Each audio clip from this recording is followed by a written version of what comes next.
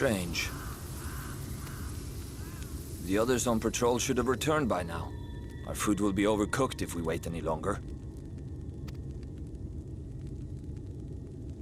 We will just have to start without them. Would you call Master Matoya and the others?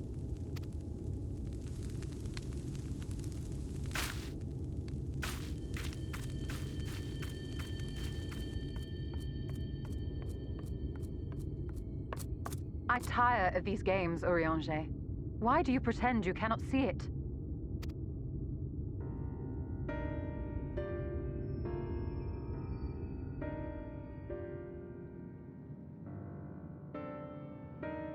The blessing may spare him the fate of becoming a Light Warden.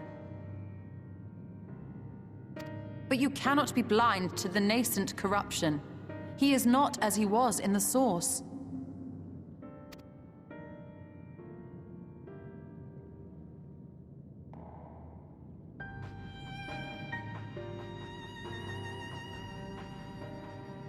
Though I have no proof, I fear that the light which poured forth from the Wardens was not negated at all. I fear it was absorbed, that he has been suffused with their light.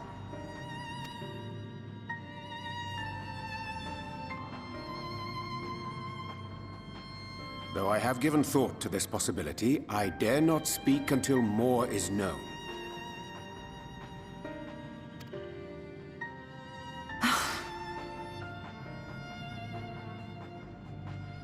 By the time you deign to enlighten us, it may be too late, if it is not already. Urianger, I know full well, after all these years, that you have only the best of intentions. But that does not make it any easier to put my faith in a man so infatuated with secrecy.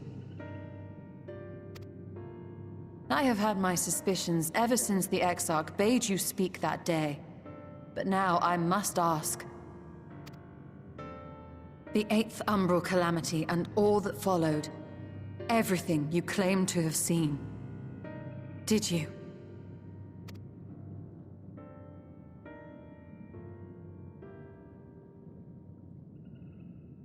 Help! Someone help! The Ilmorans have come for us! We're under attack!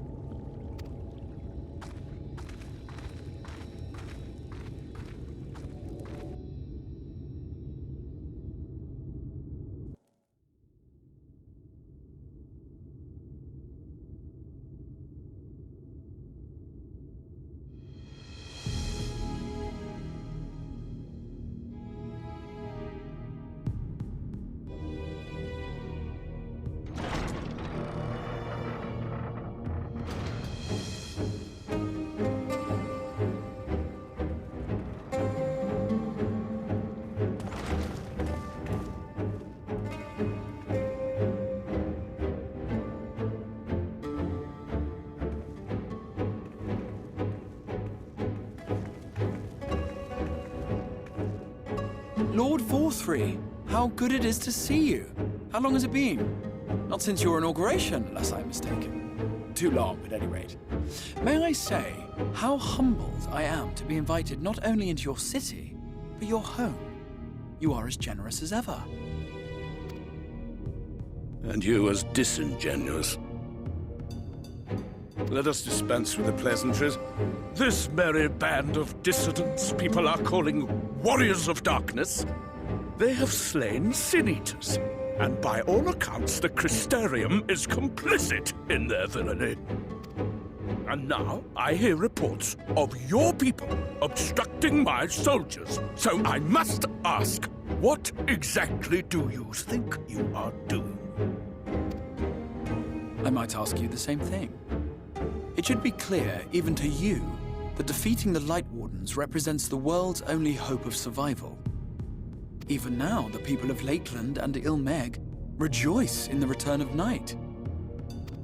For 100 years, they yearned for a means to fight back against the Sin-Eaters, and at last they have found one. Yet you choose to stand idly by and do nothing. Why? Why? Because this hope you cling to is nothing more than a fever dream, an exercise in futility. Even should you slay the Sin Eaters, the world as we know it is beyond salvation. With what little land and resources remain, the people would be free only to starve. Before long, they would turn to violence, then to war, and ultimately usher themselves unto oblivion. They require a firm hand to shepherd them from the edge. The hand of a king. Nay, a god. I will see their dreams fulfilled, their wishes granted.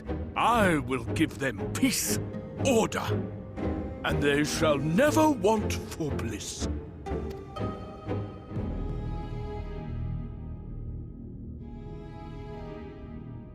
Men are fickle creatures who entertain vague ideals without the faintest notion what they cost. But a little fear can go a long way towards helping them realize what it is they truly need. Sanctuary. And they shall find none in this world save that which I afford them. That is why the Sin Eaters exist. To unite the world under my dominion.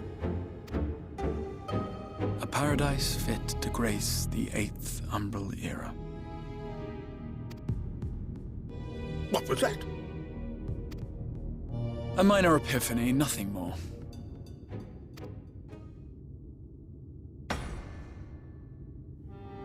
You have always held sway over those around you.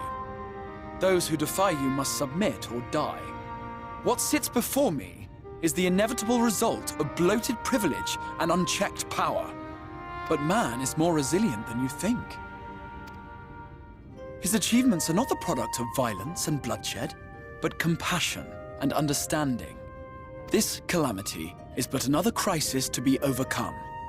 And we will, once we eliminate the Sin Eaters. You poor deluded fool. These people care not for the morrow. They care only for the now, and the contentment they lack. What good is a paradise to them if it is 1,000 years in the making, or even 100? You underestimate them, Lord Vauthry. They see further than you think. I have beheld it in the blood and sweat and tears of those who would sacrifice everything for a future they may never know, that their children may never know. I have beheld it in the hopes and dreams of those who came before, which we bequeath to those who come after, that they might in turn build upon the foundations laid by our forebears. These are the bonds which hold man and his world together, not your gilded chains, and I will resist your every effort to shackle him. In summary, you will continue to support the villains hunting my Sin Eaters? With tremendous enthusiasm, for I have faith in the future they would build.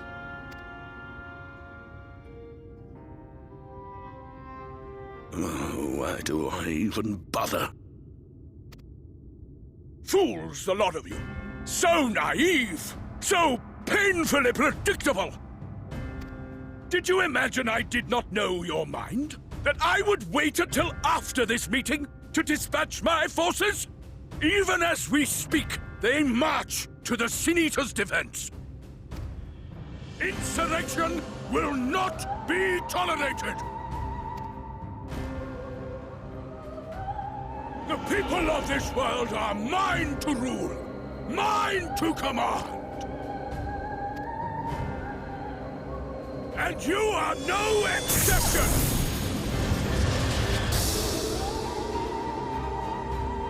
What? How did he... Insolent swine!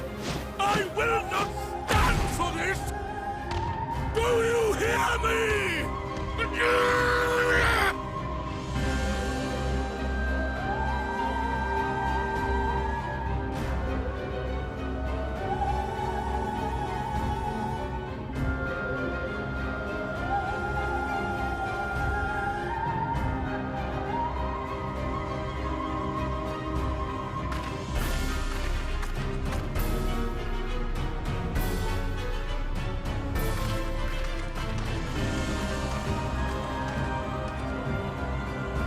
You speak for the Knights Blessed?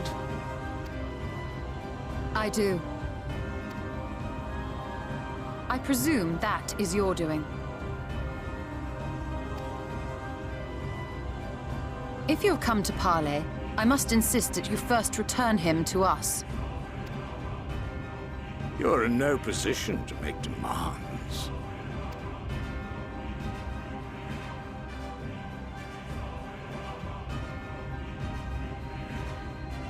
By Lord Vauthry's decree, Raktika now falls under the governance of Yulmore. You will henceforth answer to us. Is that so? And the children of the Everlasting Dark have acquiesced to this madness? We have reached an accord, yes. Too many times have the Knights Blessed shunned Yulmore's overtures of friendship. The risk that you harbor hostile intentions has grown too great to ignore. Therefore, his lordship has claimed dominion over this forest and bestowed executive authority upon the children of the Everlasting Dark. In his wisdom, Lord Vauthry has agreed to recognize ours as the only permissible expression of dark worship. It's one true faith.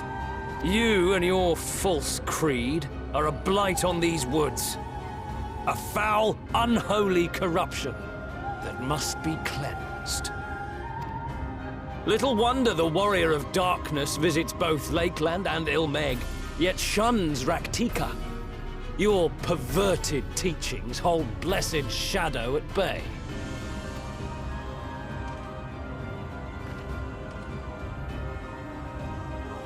You have accepted the yoke of Yulmore to spite us, then? Fools! Darkness will never return to these skies while they hold sway. Those of you minded to obey his lordship are to make for Woven Oath with all haste. We will leave you, that you may have time to prepare. Woven Oath? Are you suggesting we abandon our faith to join those zealots? What has your faith afforded you thus far? Nothing!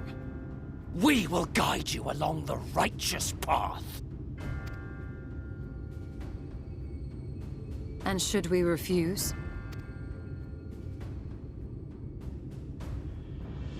Anyone found here upon our return will be considered a traitor to Yulmore, and dealt with as such.